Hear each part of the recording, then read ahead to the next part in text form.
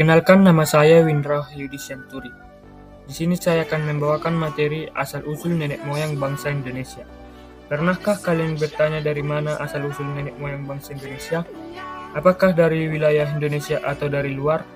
Untuk mengetahui jawabnya, kita perlu membedah 4 teori mengenai asal-usul nenek moyang bangsa Indonesia. Apa saja 4 teori tersebut? Yang pertama, teori Yunan.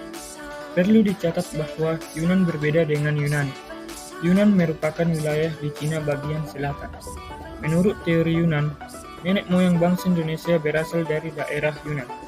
Tokoh-tokoh pendukung teori Yunan antara lain adalah Robert von Heinegarden, Johann Henry Caspar Tickel, J.R. Foster, J.R. Logan, Sangkot Marzuki, dan Muhammad Ali.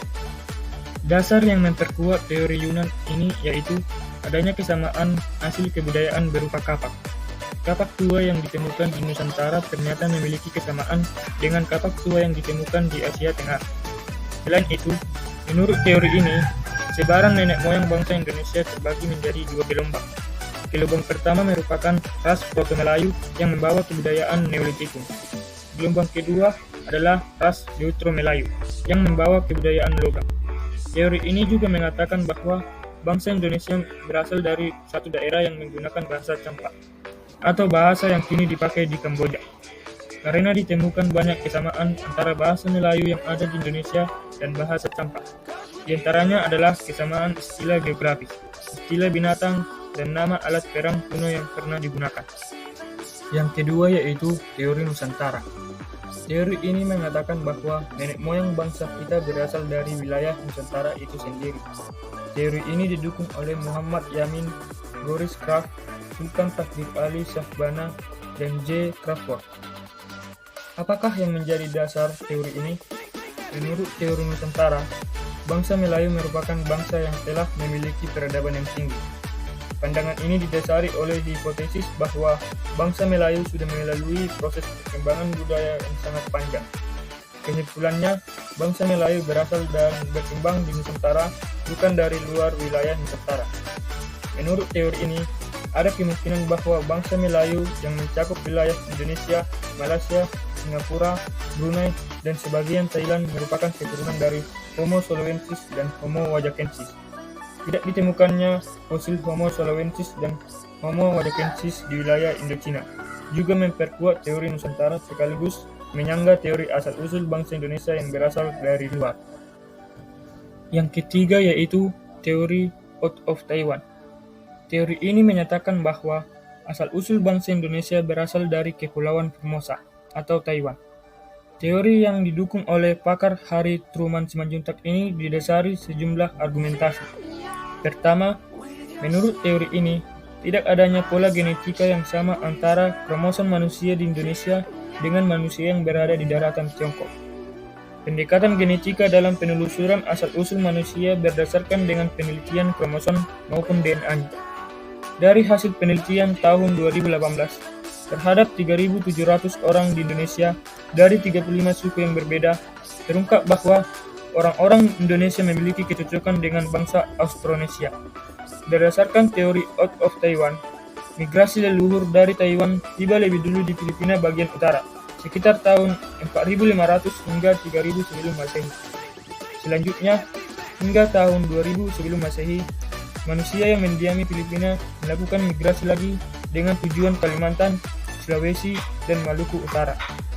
Kemudian terus menyebar ke Pulau Jawa, Sumatera, Nusa Tenggara, Papua bagian barat, Oseania, bahkan hingga ke Madagaskar.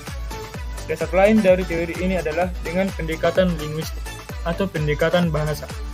Bahasa yang digunakan dan berkembang di wilayah Nusantara adalah bahasa yang merupakan rumpun bahasa Austronesia. Pada dasarnya, pendekatan kebahasaan ini mengatakan bahwa asal-usul suatu bangsa dapat ditelusuri melalui pola penyebaran bahasanya. Karena keseluruhan bahasa di Indonesia berasal dari Austronesia yang berkembang di Taiwan, nenek moyang bangsa Indonesia pun kemungkinan besar berasal dari asal-usul yang sama dengan bahasanya itu. Teori yang keempat yaitu teori Out of Africa.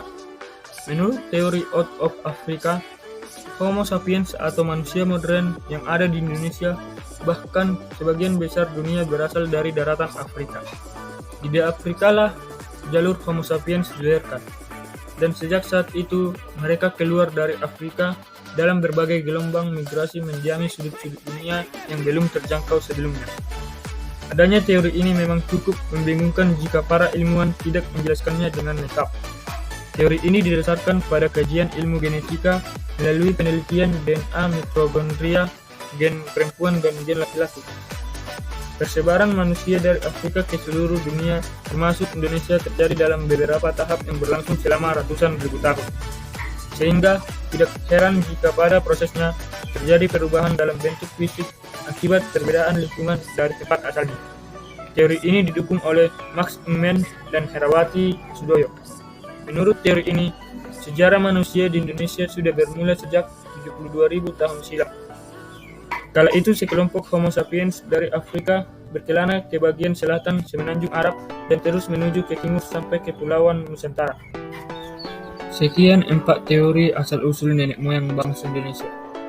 Saya dapat menarik kesimpulan bahwa menurut saya, teori asal-usul nenek moyang bangsa Indonesia yaitu berasal dari teori Yunan.